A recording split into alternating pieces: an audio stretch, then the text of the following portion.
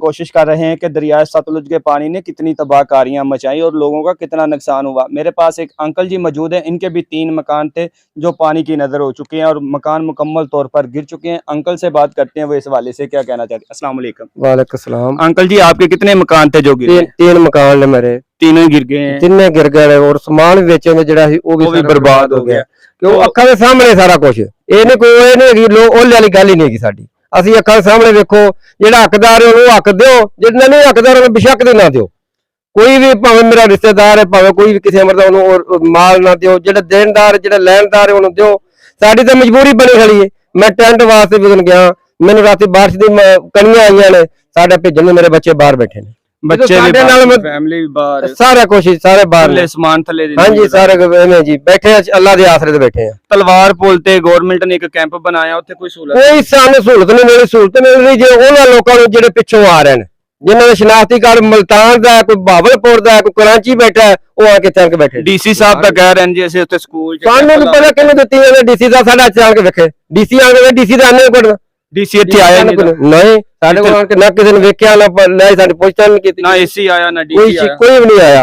कोई किसी ने आके साडी खबर नहीं पूछी विकी ऐसे ले आंदे सन रोटियां 4 खवा के चल भी निकल गया, जाओ भी मरो तस्वीरां लाइयां ते आप जांदे इस तरह हुंदी वी तस्वीरां ला लिया, वीडियो बना ली, ओ नेट ते छड्ड दी कि ਅਸੀਂ ਦੇ ਰਹੇ ਮੁਲਕ ਨੂੰ। ਮੁਲਕ ਦੀ ਭੈਣ ਨੂੰ ਫੁੱਦੇ ਚ ਵੜਿਆ ਪਿਆ, ਮੁਲਕ ਦੇ ਖਾਨਾ ਖਰਾਬ ਹੋਇਆ ਪਿਆ, ਕੁਛ ਸ਼ੈ ਨਹੀਂ ਜੀ। ਅਸੀਂ ਬਰਬਾਦੀ ਲੱਤੀ ਵੀ ਸਾਡੀ ਸਾਰੇ ਮਕਾਨ ਤੁਸੀਂ ਆਪ ਦੇ ਅੱਖਾਂ ਵੇਖੋ, ਆਪਣੇ ਅੱਖਾਂ ਵੇਖੋ, ਸਾਡੇ ਭਰੋਸੇ ਤੇ ਨਾ ਰਹੋ। ਆਪ ਦੀ ਅੱਖਾਂ ਵੇਖੋ, ਵੇਖ ਤੇ ਸਾਡੇ ਜੇ ਅਸੀਂ ਹੱਕਦਾਰ ਹੈਗਾ ਸਾਨੂੰ ਦਿਓ, ਨਹੀਂ ਅਗਰ ਸਾਨੂੰ ਬੇਸ਼ੱਕ ਦੀ ਨਾ ਦਿਓ। ਜਿਹੜਾ ਪਹਿਲੇ ਅਸੀਂ ਖਾ ਰਹੇ ਤੇ ਹੁਣ ਵੀ ਅਸੀਂ ਖਾ ਲਾਂਗੇ। ਇਹ ਕੱਲੇ ਆਉਣ ਵਾਸਤੇ ਅਸੀਂ ਨਹੀਂ, ਸਾਡੀ ਅਸੀਂ ਬਾਜਾਂਗੇ ਇਹਨੂੰ ਤੁਸੀਂ ਬਾਜਾਂਗੇ। ਉਹ ਸੁੱਕਾ ਰਾਸ਼ਨ ਆਉਂਦਾ ਪਿਆ, ਉੱਥੇ ਲੋਕਾਂ ਨੂੰ ਦਿੱਤੀ ਜਾਂਦੇ, ਸਕੂਲ ਪਾ ਭਰੇ ਜਾਂਦੇ ਨੇ, ਖਾਧੀ ਜਾਂਦੇ ਨੇ, ਲੈ ਜਾਂਦੇ ਨੇ, ਐਵੇਂ ਬੈਠੇ ਨੇ ਕਿਤੋਂ ਚੱਲ ਕੇ ਆਣਗੇ ਪਰੇਸ਼ਾਨ ਬੈਠੇ ਨੇ। ਅਸੀਂ ਉੱਥੇ ਕਿਸੇ ਸ਼ਹਿਰ ਜਾਂਦੇ ਰਹੇ, ਸਾਨੂੰ ਪਰਾਂ ਕੀ ਲੈਣਾ ਹੈ, ਕੋਈ ਗੱਲ ਨਹੀਂ ਸੁਣਦੇ। ਹੁਣ ਦੀ ਗੱਲ ਸੁਣ, ਵੰਡੇ ਵਾਸਤੇ ਗਿਆ, ਜਿੰਨੇ ਦਾ ਹੱਥ ਪੈਂਦਾ ਉਹਨੂੰ ਵੰਡੇ ਲਈ ਜਾਂਦੇ ਨੇ। ਅਸੀਂ ਉਹ ਮੂੰਹ ਲਮਕਾ ਕੇ ਇੱਥੇ ਆ ਕੇ ਘਰ ਬਹਿ ਗਏ। ਸਾਡੇ ਵਾਸਤੇ ਕੀ ਕਰਦਾ, ਨਾ ਡੀਸੀਓ ਕਰਦਾ, ਨਾ ਕੋਈ ਐਸਪੀਓ ਕਰਦਾ, ਨਾ ਕੋਈ ਸਾਡਾ ਕੋਈ ਹੱਲ ਵੀ ਨਹੀਂ ਹੋ ਰਹੀ।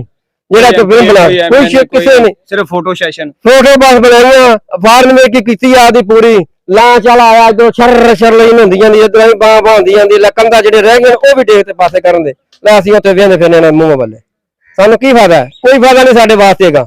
ਸਾਨੂੰ ਅੱਲਾ ਦਾ ਆਸ हैगी, इन्होंने लोगों को कहेगी।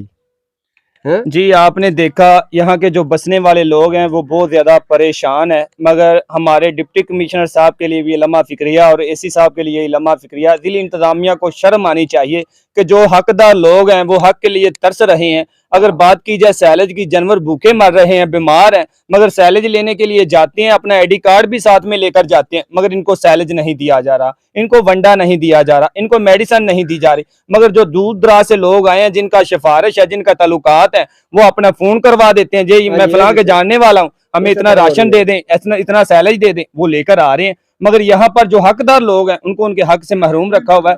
आपने अंकल की बात सुनी, उनका कहना है वो बहुत ज्यादा दुखदा है, मगर 3 मकान है वो गिर चुके हैं, बैठने के लिए जगह नहीं, कोई कैंप नहीं। देखे आन के देखे वेखे वे तो सानू देवे, जे साडे असि हकदार है सानू दे, नहीं हकदार है सानू कुछ भी ना दे।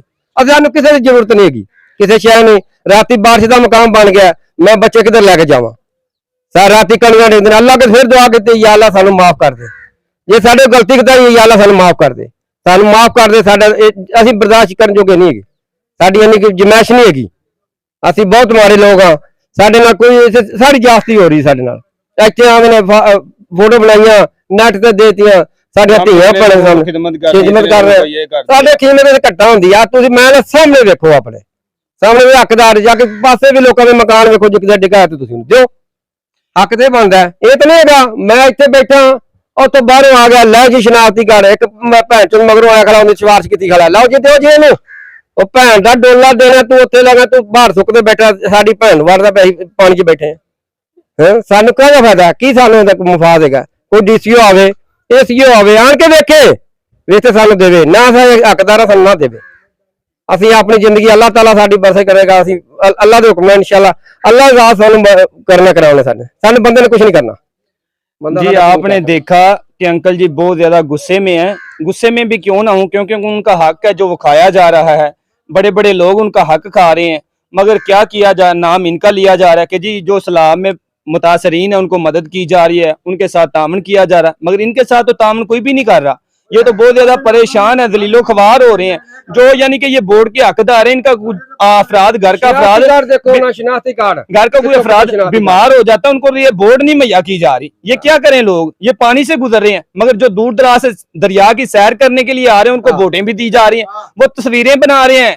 सरकारी जो बोर्ड है, कश्ती है सरकारी, वो देख रहे हैं, यहाँ पर दरिया का विजिट कर रहे हैं, झूम रहे हैं, मगर जो सियासतदान है वो भी अभी तक खामोश हैं। मेरे भाई कब तक खामोश अख्तियार किए रखेंगे? मगर ये जो हकदार लोग हैं उनके मकान गिर चुके हैं, उनके लिए बैठने के लिए जगह नहीं, उनके लिए खाने के लिए कुछ नहीं है, उनके जो जानवर हैं वो भूख से मर रहे हैं। और जो दूर दराज से लोग हैं, आसपास के बचने वाले हैं, वो फोन करवाते हैं और सैलेज भी ले जाते हैं, वंडा भी ले जाते हैं।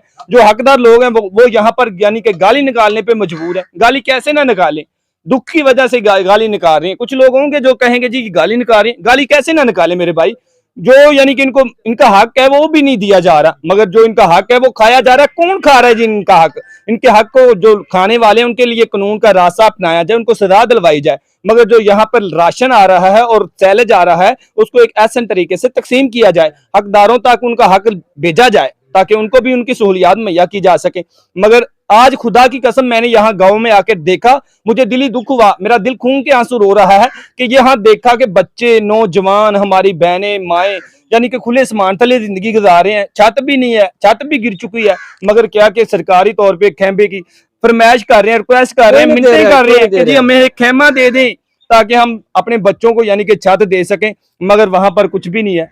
यहाँ पे जलीलो खवार हो रहे हैं। खुदा के लिए इन पे कुछ तरस खा लिया जाए, जो हकदार है उनको हक, उनका हक दिया जाए।